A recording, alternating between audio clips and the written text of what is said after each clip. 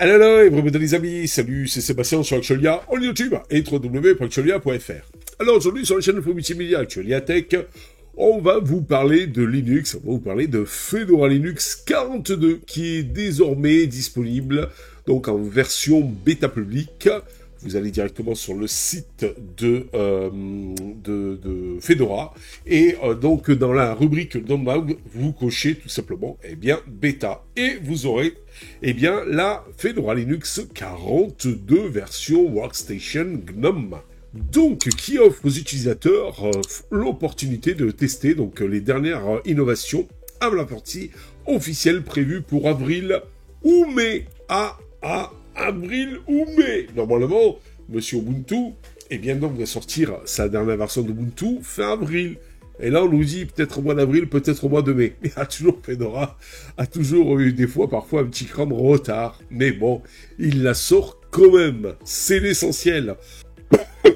Cette version bêta introduit des mises à jour majeures, notamment l'intégration du noyau Linux 6.14 et l'environnement de bureau GNOME 48. Et oui, le noyau Linux 6.14, l'environnement de bureau GNOME 48, que du bonheur. Je vous rappelle que ça, c'est pour la Workstation GNOME, mais que aussi il y aura la Workstation KDE. Pour le moment, j'ai pas trouvé la version bêta de cette Workstation KDE, mais maintenant, chez Monsieur Fedora, vous aurez deux Workstations officielles.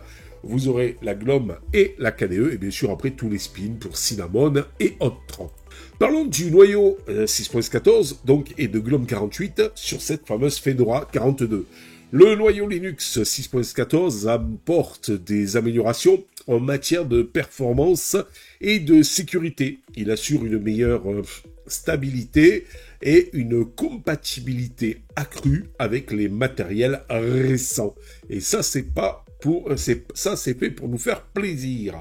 GNOME 48 maintenant, l'environnement de bureau par défaut de Fedora Workstation 42 propose des améliorations notables, notamment, écoutez bien, une meilleure prise en charge de Wayland, et ça fait plaisir aussi, et les fonctionnalités HDR, et ça, c'est pas mal aussi. Voilà.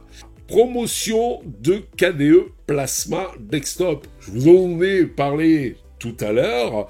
Oui, la version sortira aussi avec KDE Plasma en version Workstation. Une évolution significative, cette version est la promotion de KDE Plasma Desktop au statut d'édition officielle, comme la version GNOME. Les utilisateurs peuvent désormais bénéficier d'une expérience enrichie avec KDE Plasma 6.3, qui offre une interface utilisateur moderne et surtout, et ça plaît beaucoup aux gens sur Linux et à moi, personnalisable. Malgré tout, je préfère GNOME. La présentation de Fedora aussi Cosmic en spin. Et oui, Fedora 42 introduit également la Fedora Cosmic Spin, une nouvelle déclinaison basée sur l'environnement de bureau Cosmic, développé par System 76, cette société qui adore les PC sur Linux, et le tout bien sûr en Rust, s'il vous plaît. Cet environnement de bureau est créé en Rust, se distingue par une gestion hybride des fenêtres, combinant gestion par espace de travail et mosaïque, ainsi que des fonctionnalités robustes de personnalisation intégrées avec du GTK et ultérieurement du Qt, nous dit-on.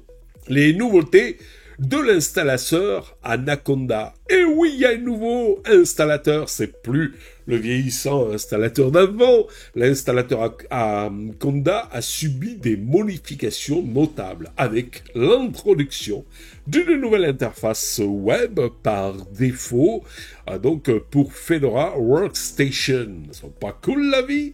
Cette interface offre une expérience d'installation plus fluide, incluant un indicateur de progression, une aide intégrée et en plus, écoutez bien, une fonction de partitionnement guidé, améliorée. Et c'est vrai que je la trouve beaucoup plus sympa que l'ancienne. Voilà. De plus, Une option, réinstaller Fedora facilite la réinstallation du système en cas de besoin. Waouh! Ça, c'est une bonne nouvelle. Amélioration supplémentaire. Eh oui, c'est pas terminé, Seb. Parmi les autres améliorations, Monsieur Fedora Linux 42 propose quoi, s'il vous plaît? Eh bien, je vais vous le dire. La transition vers SDL3 et l'activation par défaut de Wayland pour les applications SDL. Quand je vous dis que Wayland, bientôt, va devenir incontournable. Des optimisations pour l'architecture AMD 64 x86 64 en version 2. Des mises à jour pour le gestionnaire de paquets DNF5, incluant une nouvelle logique pour la gestion automatique des clés de dépôt expirées ou obsolètes. Et en plus, DNF5 est plus rapide que l'ancienne génération. L'intégration de la dernière version de Ruby, la version 3.4, qui renforce la position de Fedora en tant que plateforme de développement Ruby de premier plan. C'est pas bon la vie? Alors, pour participer à la bêta, comme je vous ai expliqué, il suffit d'aller sur le site officiel, d'aller donc dans la section download et de cocher bêta et vous aurez donc la dernière version.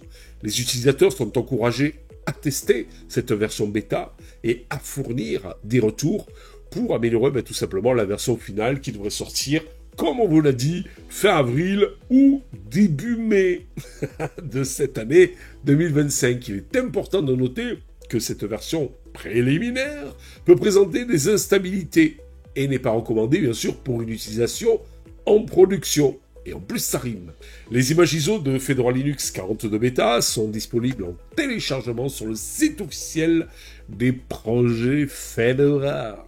En somme, Fedora Linux 42 Beta marque une étape importante avec des mises à jour majeures et des fonctionnalités innovantes. Bah oui, tu m'étonnes. On vous l'a dit la dernière fois que Fedora était la plus moderne de toutes les distributions. Ça reflète l'engagement continu de la communauté Fedora à fournir une distribution Linux de pointe. Quand je vous l'avais dit, c'est la plus moderne. Voilà, j'espère que vous avez aimé cette petite vidéo. Et si vous êtes cascadeur, je vous encourage à aller vivement télécharger. Donc, alors moi, c'était il y a 2 jours. J'ai, donc 2-3 jours, j'ai téléchargé Fedora Beta, GNOME, et je peux vous dire que peut-être que les serveurs étaient saturés. Il m'a fallu quand même 1 heure avec une connexion à 2,5 gigas. Voilà. Attendez, 2,5 gigas de chez Monsieur Fruit. Et ben donc pour télécharger cette fameuse distribution, il m'a fallu 1 heure quand même. Les serveurs apparemment étaient surchargés. J'espère que vous, de votre côté, vous aurez plus de chance. Sinon, vous pouvez toujours télécharger la Fedora 41 et attendre qu'elle passe en 42 d'ici fin avril, début mai. C'est dans pas longtemps aussi. Vous aurez quand même quelque chose de stable qui va être upgradable très bientôt. Et quand on sait que chez Monsieur Fedora, les mises à jour se font les doigts dans le nez dans la plupart des cas. Bon, allez, sur ce, je vous dis ciao pour une prochaine vidéo. N'oubliez pas le pouce en l'air, n'oubliez pas de vous abonner. Tout ça pour vous encourager dans cette belle aventure multimédia. C'est complètement gratuit. Et vous aurez en plus le lien en dessous dans le descriptif de la vidéo pour aller directement télécharger Fedora. Allez, à bientôt les amis, bye bye. Si vous avez aimé cette vidéo, abonnez-vous, mettez un pouce en l'air, et partagez cette vidéo, merci, cela fait toujours plaisir.